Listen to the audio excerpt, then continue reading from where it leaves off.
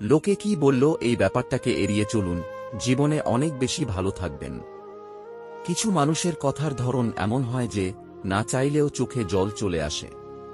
বারবার ঝগড়ার পর ভাবি তার সাথে এই শেষ কথা, আর কথা বলবো না, কিন্তু ঠিক একটু পর বুঝতে পারি তাকে ছাড়া একটা মিনিটও থাকতে পারবো না। ক্ষমাই যদি না করতে পারো তবে ভালোবাসো কেন?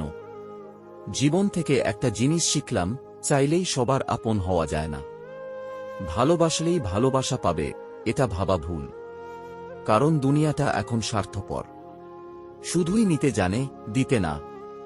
লোভ আর অহংকার এমন জিনিস যা মানুষের সততা, বুদ্ধি, জ্ঞান, মনুষ্যত্বকে সম্পূর্ণভাবে নষ্ট করে দেয়। নিজের স্ত্রীকে এত বেশি ভালোবাসুন, স্ত্রীর বান্ধবীরাও যেন আপনাকে দেখে আফসোস করে। যে স্ত্রী বিয়ের পর স্বামীর বাড়ির থেকে তার বাবার বাড়িকে বেশি প্রাধান্য দেয়, সেই স্ত্রী কখনোই নিজ সংসার করতে পারে না। দুদিনের পরিচয়গুলোকে দ্রুত আপন ভেবে ফেলাটাই বড় ভুল।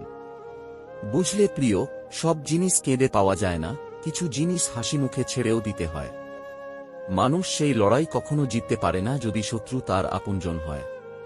একটা মানুষ যখন খুব একা হয়ে যায়, তখন তার মন থেকে সব আনন্দ মরে যায়। অপেক্ষা যারা করে তারা বোকা নয়, বিশ্বাসী। অসহায় তো সে যাকে বোঝার মতো কেউ নেই। যে সম্পর্কে সারাক্ষণ ঝগড়া হয় সেগুলি সত্যিকারের ভালোবাসা। কেউ কাউকে বুঝতে চায় না, দুজন দুজনের সাথে সারাক্ষণ ঝগড়া করে, সন্দেহ করে, কারণ কেউ কাউকে কখনো হারাতে চায় না। একদিন এক জোকারকে প্রশ্ন করলাম, মুখোশ কেন পরেন? অসাধারণ উত্তর পেলাম, মুখোশ সবাই পরে, আমারটা শুধু দেখা যায়। সবাই সৌন্দর্যের পাগল, অথচ নিজের ছায়াটাই কালো। দূরত্ব কোনো বিষয় নয় যদি সম্পর্কের দৃঢ়তা যথেষ্ট গভীর হয়। অতিরিক্ত ভালোবাসা পুরুষ মানুষ হজম করতে পারে না।